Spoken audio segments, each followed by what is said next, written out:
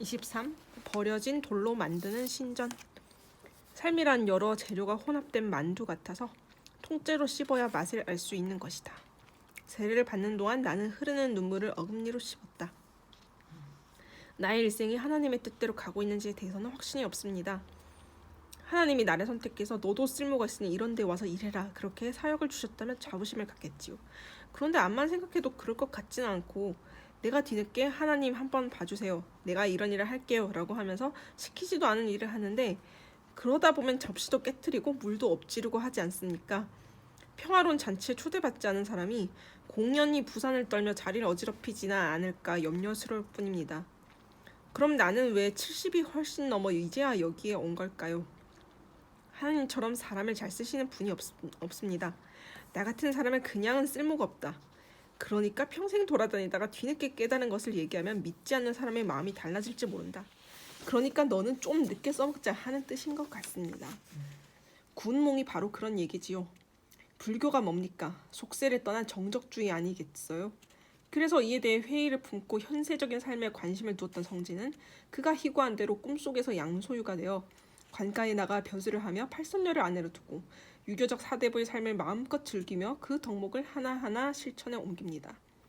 그러나 노년의 비취궁에 앉아서 문득 문무기에 모든 현세의 욕망이 죽음 앞에서 헛된 것임을 깨닫게 됩니다.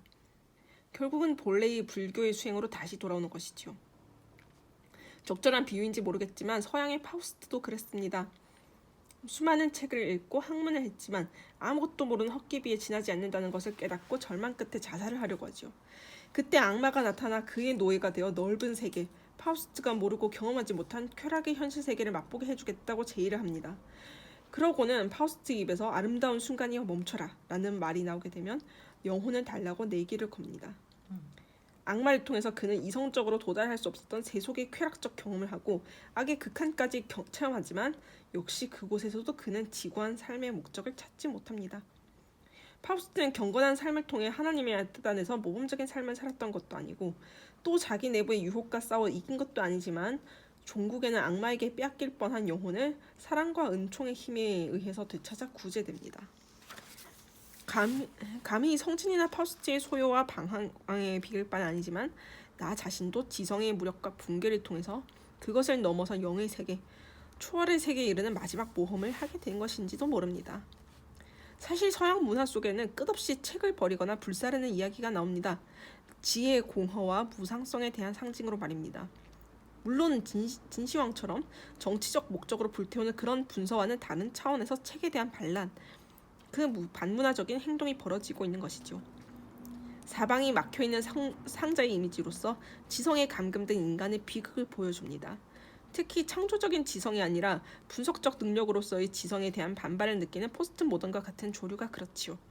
공자님도 아는 자보다는 좋아하는 자, 그리고 좋아하는 자보다는 즐거워하는 자를 더 높이 평가했죠. 지식인들이 마지막 단계에 이르면 생각의 상자나 지식의 상자에서 해방되려는 노력을 합니다. 지성을 거부하는 반지성이 단계에 도달하지 않고서는 감히 지성인이라는 말을 쓸 수 없지요. 그런 점에서 겸손이 아니라 나는 지성의 근처에도 미치지 못한 사람에 지나지 않습니다. 그런데도 확실한 것은 책에 의존해온 저의 지식에 대한 파우스트적 회의가 드는 것이지요. 문학 청년이나 하는 그런 회의를 이제야 아느나 싶어 창피하기도 합니다. 그런데 아는 것과 몸으로 느끼고 깨닫는 것은 하늘과 땅 차이입니다. 세례를 받기로 결심한 뒤에 많은 고민을 했지만 한 가지 다행스러웠던 것은 만두를 맛있게 먹으려면 통째로 씹어 먹어야 한다는 평범한 상식을 받아들이게 된 것이지요. 우리는 만두를 먹을 때 껍질 따로 만두소 따로 먹지 않습니다. 통째로 입안에 넣고 씹어 먹습니다. 그동안 나는 만두 껍질 벗겨 먹고 속을 먹고 그것도 모자라 그 속 하나하나 재료를 구분하여 그 하나하나의 맛을 분석해서 먹으려 했지요. 삶의 맛을 잃고 영원히 복합적인 만두소의 맛을 제대로 씹지 못한 채 평생을 허송했다고나 할까요? 삶이란 여러 개의 재료가 혼합된 만두 같아서 통째로 씹어야 맛을 알 수 있는 것처럼 세례를 받을 생각을 하고 나서야 성경을 통째로 씹어 먹는 도깨법을 배우게 된 것입니다. 욥 예레미야애가 하박국 그런 성경을 읽으면서 광신도가 아니라도 종교는 절대로 합리성으로는 설명되거나 분석될 수 없는 영생의 세계임을 확인하게 된 것이지요. 그래서 학 목사님에게 갔지요. 청이 있다고 말입니다. 한국에서 세례를 받으면 여러 사람들이 보고 매스컴에도 보도될 것인데 그러면 세례를 받고 나서도 광야의 시간을 보내게 될 터이니 조용히 남의 눈에 띄지 않는 외국에서 받고 싶다고 말이지요. 어차피 러브 소나타 행사 때 일본의 CEO 포럼에서 강연하게 되었으니 그때 호텔방에 빌려 세례를 받으면 된다고 말이지요. 그것이 사실은 일을 더 크게 벌이게 된 계기가 되었던 것입니다. 주님을 영접할 생각을 하고 난 뒤 나는 항상 내가 기획한 것과 그 결과가 전혀 엉뚱하게 나타나는 경우를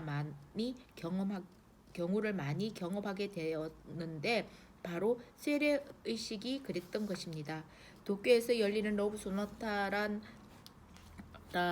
일본인만 참여하는 것으로 알았는데 5,000명이나 되는 한국 신도들이 그 집회에 참여하였고 내가 세례를 받는 호텔 홀에는 100명도 넘는 신도들이 입회하게 되었던 것이지요.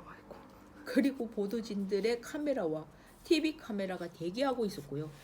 사람이 많은 데서 멀리 떨어진 광야에서 혼자 지내는 시간을 갖겠다고 한 구상은 현실을 떠나자 정반대의 방향으로 날아가 부메랑처럼 나에게 돌아와 내 가슴을 관역처럼 꿰뚫었던 것이지요.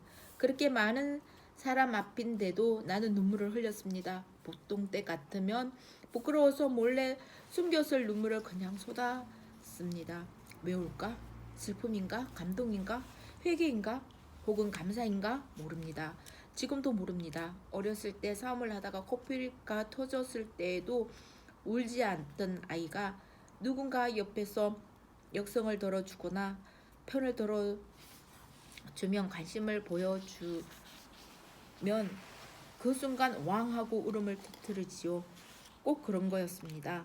혼자 싸워왔는데 주님께서 내 편을 들어주시며 헛투성이가 된 옷을 털어주시고 깨진 무릎을 입김으로 호호 불어주시는 것 같았지요. 죄송한 이야기지만 어머니에 대한 감정과 새로 영접하는 주님이 잘 구별되지 않았고 그 그리움의 감정도 같았지요.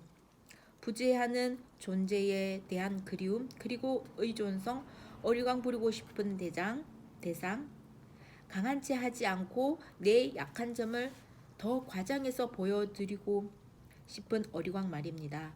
세례 받는 장면을 미나에게 꼭 보여주고 싶었는데 아직 미국에서 도착을 하지 않았던 것이지요. 이럴 줄 알았다면 한국에서 가장 가까운 사람들이 있는 곳에서 세례를 받을 걸. 그러나 또 한편으로는 저분들이 왜 나의 세례를 받는 자리에 함께 있지? 이름도 얼굴도 지내온 과거도 모르는 사람들인데 왜 그 자리에서 날 축복하고 함께 기도를 드리는 거지?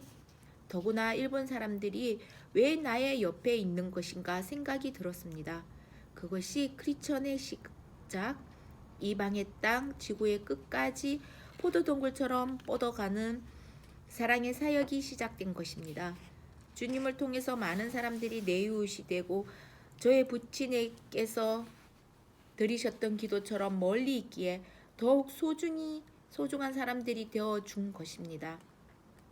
이것이 1000년을 2000년을 멸하지 않고 한 종족의 종교가 아니라 인류의 종교로 생명줄로 이어져 온 기독교의 비밀이지요. 그때 세례를 받으려고 결심하고 썼던 시가 바로 길가에 버려진 돌입니다. 길가에 버려진 돌. 길가에 버려진 돌. 잊혀진 돌. 비가 오면 풀보다 먼저 젖는 돌. 서리가 내리면 강물보다 먼저 어는 돌. 바람 부는 날에는 풀도 일어서 외치지만 나는 길가에 버려진 돌. 조용히 눈 감고 입 다문 돌. 가끔 나그네의 발부리에 차여 노여움과 아픔을 주는 돌. 걸림돌. 그러나 어느 날 나는 보았네. 먼 곳에서 온 길손이 지나다 걸음을 멈추고 여기 귓돌이 있다 하셨네. 마음이 가난한 자들을 위해 집을 지을 귀한 귓돌이 여기 있다 하셨네. 그 길손이 지나고 난 뒤부터 나는 일어섰네. 눈을 부릅뜨고 입 열고 일어선 돌이 되었네. 아침 해가 뜰 때 제일 먼저 번쩍이는 돌. 일어서 외치는 돌이 되었네. 깃돌 알죠?